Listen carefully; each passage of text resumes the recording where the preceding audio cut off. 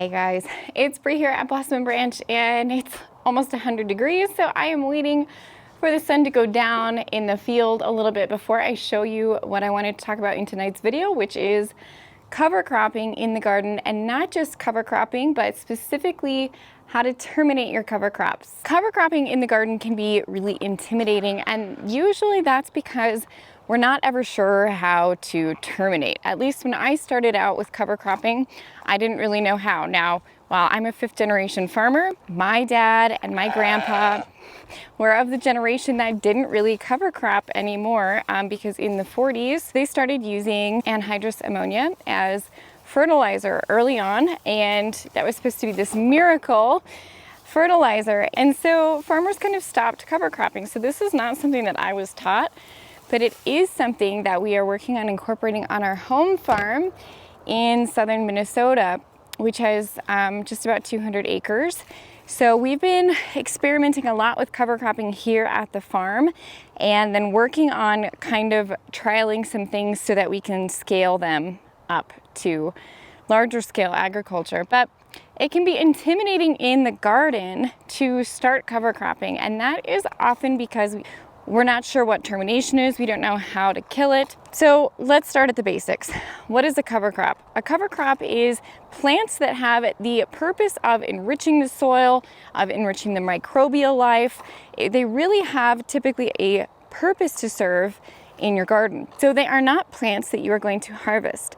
This is something that people often get confused. They think, well, I'm going to plant, for example, a bunch of beans, and that way I'm going to get some nitrogen, and that's my cover crop. It doesn't really work that way. If you're harvesting your cover crop, you're typically not getting most of the benefits of the cover crop. And this is particularly true for things like nitrogen fixers. So let's go take a look at one while I explain that. So nitrogen fixers, what they are doing is they're taking the atmospheric nitrogen, the nitrogen that just exists in the air, and they're converting it via rhizobia, these associations that they're making with the plant roots, and the plants are converting it into nitrogen that it's storing into the soil as these little nitrogen root nodules. This is very cool, but what happens with a legume like the one you see behind me, which is hairy vetch, what happens with that is if we let it go to seed, it's going to use that nitrogen that it's stored in its roots to create the seed. Same thing with beans, for example, in your garden. If you're growing beans, once you let those beans flower and set seed, they're putting that nitrogen into their own seed production. So while there may be some residual nitrogen, this is why a lot of farmers rotate in soybeans with their corn, is because there is some residual nitrogen left over from that soybean crop, but it's really not very much, and it's definitely not enough to really swap out, for example, what would typically be added. So some other benefits that you can get from cover cropping are things like weed suppression. So you can see how that's going to be happening here. Once this cover crop starts to die, and in fact, it's already kind of starting to down here on this end, once it's dead, we can just scooch this aside and plant right into it. And this soil is nice and loamy. There's plenty of nitrogen down in there for it. So we can plant right into this. So weed suppression, nitrogen fixation, prevention of erosion, especially over winter or in windy areas. These are all things that cover crops can be used for and more. They can also be used to help increase biodiversity. So anytime we're bringing new plants to the garden, we're getting biodiversity, which is always a great thing. There are various stages that you can terminate a cover crop at. It kind of depends on which cover crop you're deciding to use. But in general, most of them are going to terminate the easiest when they are at flowering stage. So they're just the easiest to kill at that time. And that is true of some of the methods that I'm going to be showing you today. So what are the various ways we can terminate a cover crop? There are a few. One is crimping. Some people call that rolling crimping. And what you're doing then is you're breaking the stem. You're not cutting it, you're breaking the stem so that the plant juices basically can't get up and the stem dies. So the benefit of that is that if you're in a windy area, by crimping, you're still keeping the cover on the soil. so it's not going to blow away. Crimping, you do really need to break the stem, so it can take a lot of weight and a lot of pressure to really make this happen. This is why I am using angle iron. It's meant for hammering into the side of a house to hold up brick. So I'm using an angle iron. I've just attached a rope to it, and then I'm going ahead and I'm stomping down my cover crop. So every step I'm taking my foot and I'm pushing this angle iron down into my cover crop. So I'm trying to break it at multiple points along the stem to really make sure that I kill it. Now with this hairy vetch, because it got really, really large, I'm also going to go ahead and fold up some of the side hairy vetch that kind of got away, and I'll then stomp that down too. Another one is cutting. Cutting works well for things like peas and hairy vetch. It'll work for when it's in flowering stage. And when we're cutting, we're basically cutting pretty much right down at the root. There are pros and cons of that. Pros are that it's pretty easy to do. A lot of home gardeners can very easily cut down a cover crop. The cons are that it might not kill the cover crop. So it depends on what your cover crop is. Ones that are a little bit trickier include ones like rye, and we've talked about this in our soil health video. I'll link that one below, all these various cover crops. But rye can be a little bit trickier to terminate. So that's one that, for example, won't get killed by cutting. It's like a grass. If you cut it, it just regrows.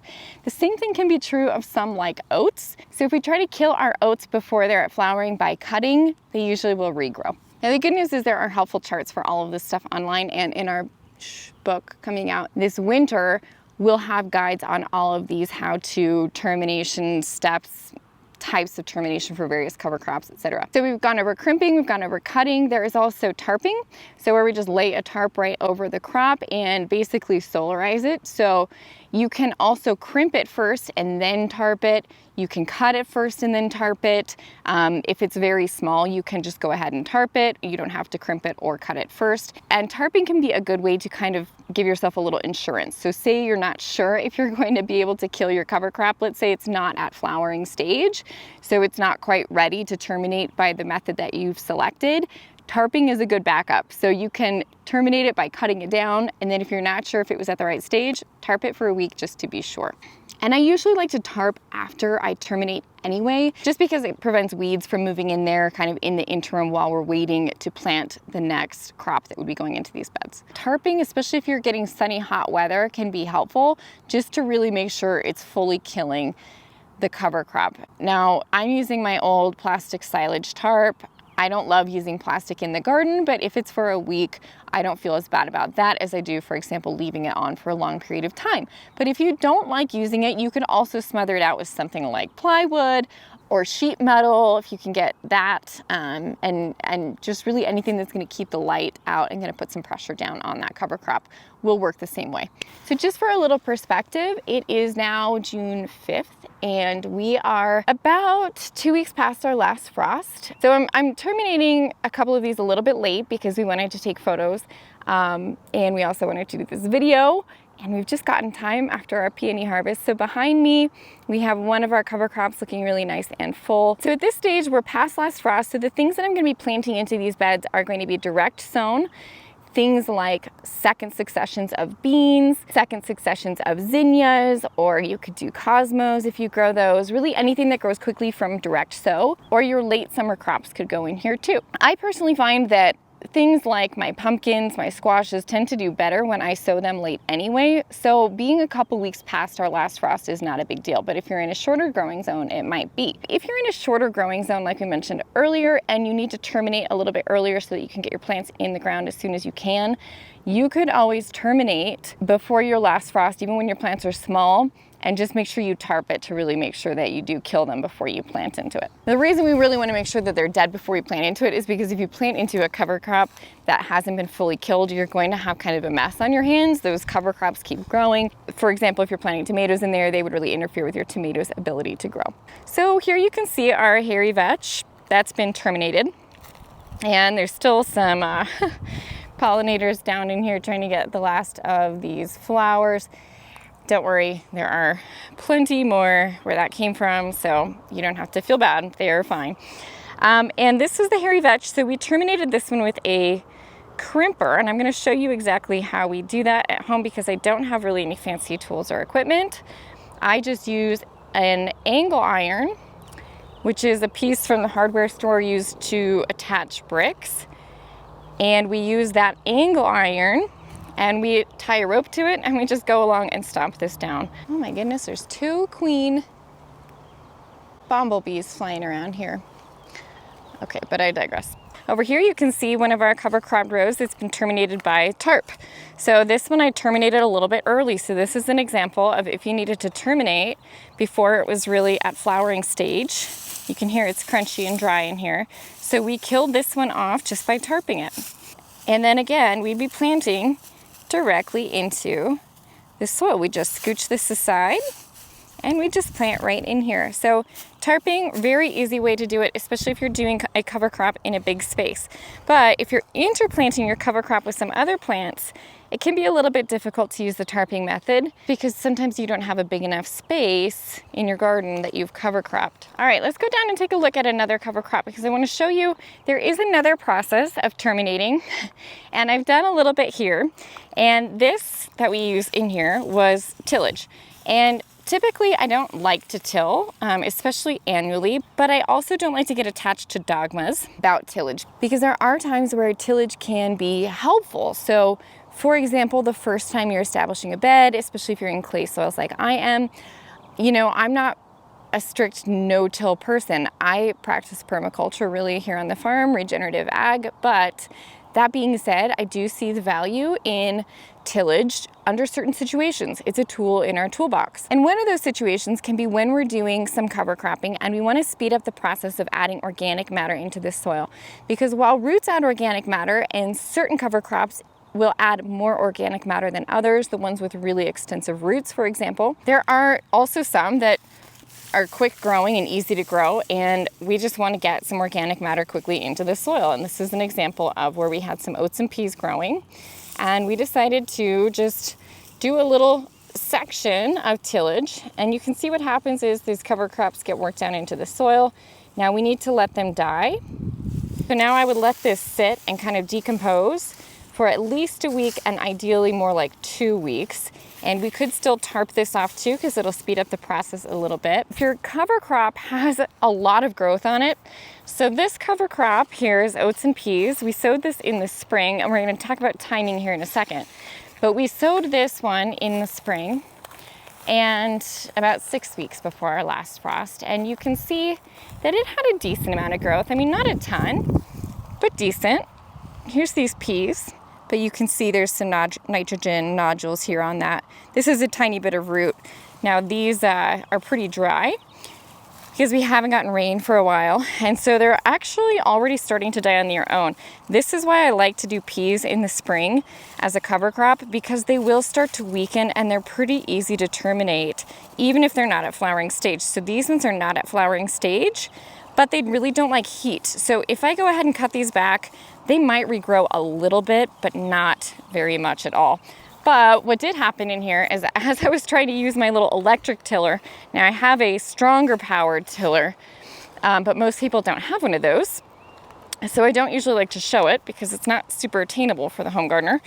But if you have a lot of cover crop growth, you can see what happened here is it just gets all tangled up in this tiller and it ends up just choking itself, and then it can't really do a good job. So tillage is not my favorite way of terminating a cover crop. It is one method. And again, if you're really trying to speed up that incorporation of organic matter into your soil, it can be helpful to do a till every once in a while. And some cover crops, for example, rye, will really only terminate with tillage. And usually it takes multiple rounds of tillage to kill rye. If you have things like livestock, so our sheep usually like to come through and terminate these cover crops for us.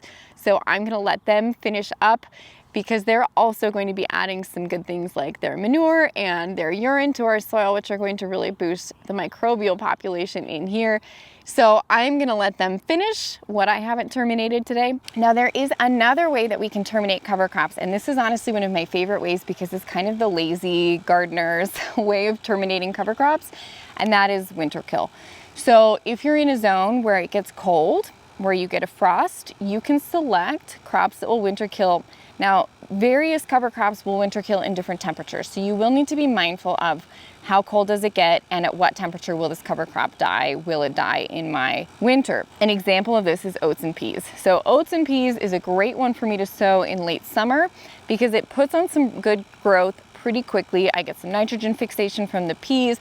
I get some nitrogen scavenging and erosion control from the oats. And then once it gets really, really cold, right about January for me is where they totally die off. And then they just hold the soil in place over the rest of the winter until spring. That is another great method of terminating cover crops that is kind of hands off, but it requires good timing. So let's talk about timing next. Bear in mind before you even select a cover crop, a couple things. One is going to be your goals. So are you trying to prevent erosion? Are you trying to add nitrogen? Are you trying to prevent weeds? Are you going for organic matter building? So think about that first. The second thing to think about is how am I going to terminate this cover crop?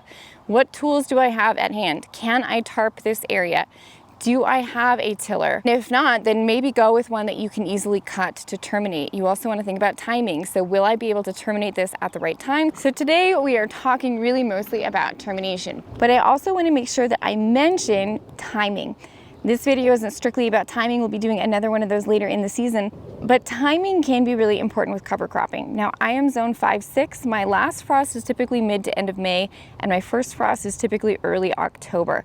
So it's not the longest growing season, but we also don't have the shortest growing season like some of those in, say, zone 2. But I do like to make sure that I'm getting enough growth on my cover crop to make it worth buying the cover crop seed. And this is also something that when I mentioned earlier, we're trying to apply to our home farm in Minnesota, because for our farm operators, if we're cover cropping 200 acres and they lose money on it because either it didn't accomplish the goals that they wanted, it didn't provide the nitrogen that they were hoping for, or it cost them money because they had to run equipment to plant it and then they didn't get the benefits from it. Sometimes even, for example, in drought years, if they plant a cover crop like rye, that rye can actually end up stealing some of the spring moisture from their main production crop. So there are a lot of things to consider with timing up there. So it is something important to consider. The way that I like to do it on a gardening scale is to think about seasonal beds. So I'm thinking about a spring bed, what I'm going to be planting in the spring. Things like sweet peas, ranunculus, stock, those kind of spring producers that are going to kind of peter out early in the season. Carrots, radish, those crops that like cold. And for those crops, I'm going to be planting in a late summer cover crop. So once those spring plants die off, then I can take that opportunity to plant my cover crop in after those plants have died off and I've removed them from the garden. You can take a look down here at this bed, for example. I've got poppies in here, we've got ranunculus, I have foxglove and some stock. Truly, once these plants stop blooming, then we can go ahead and plant a cover crop into this bed, and I would use something that is going to be an overwintering cover crop or something that will winter kill. So with these spring producers, this is a great place to start incorporating winter kill cover crops, because once these are done, it's going to be about midsummer and I can put in a cover crop that's going to winter kill once we get to frost, or at least it'll be cold enough that it's not going to really go to seed and produce anything. Now on the other side of this, I have things like my tomatoes and my peppers and my squash and my pumpkins, the sunflowers, the warm season lovers. Now those are plants that I would want to think about cover cropping that bed the fall before. So that could be something like hairy vetch that overwinters. It doesn't winter kill. In my zone, hairy vetch just goes dormant and then it starts growing again in the spring. Rye will do the same thing, and some other cover crops will do this as well. They'll overwinter even in very cold climates. So in those beds that I know I'm going to be planting something late, for example, I just planted my tomatoes, I just seeded my pumpkins and my squash and my beans because my soil temperatures are now warm enough. So those ones, it's okay for me to wait until my cover crop regrows in the spring, puts on some good growth, then I can terminate it and still plant in time to get my warm season crops in the ground. So if that makes sense, that's how I kind of think about timing. So I'll either kind of group all of my annual cool season things together, and then I plan on doing a late summer cover crop for those, or I'll put all of my warm season producers together and I'll plan on doing an overwintering cover crop or a very early spring cover crop in those beds. The other option is if you don't want to deal with something that's going to overwinter, or if you can't overwinter things, then you can do a very early spring cover crop. And we showed this in our pea cover crop planting and termination videos, where we planted our peas very early, about 8 weeks before last frost, and then we terminated them right at last frost. So that's another option if you're watching this video in spring, or if you just don't want to try overwintering yet, then you can try those early spring cover crops instead. And again, with the peas, we can just terminate it really easily by cutting, and then we can go ahead and plant in. So that's a little bit about timing, but the other thing I want to mention is the waiting period. So just because we're terminating these cover crops doesn't mean we can immediately plant into them. They usually need to rest for a little bit after we terminate, and that's so that things can start to break down. Nitrogen isn't being tied up by the breakdown of the carbon that's now in the soil. So it's best to wait at least a week, 2 weeks ideally, but honestly, I usually plant at about a week. And then you just kind of scoot your cover crop aside, plant right into it, and it serves as a little bit of a mulch. All right, well, I hope that was helpful. We're gonna do a little bit more of an in-depth on the timing discussion and give some examples of that later on in the season. But for now, hopefully this gives you a good idea of at least how to get started thinking about terminating and using cover crops in the garden. We also have a course that includes a workbook on all of this information. It is linked down at the bottom of the description, so feel free to go and check that out. All right, everyone, hope you enjoyed this video. If you did, don't forget to like, subscribe. Thank you for watching. It means a lot to us here at the farm, and we'll see y'all around here next time.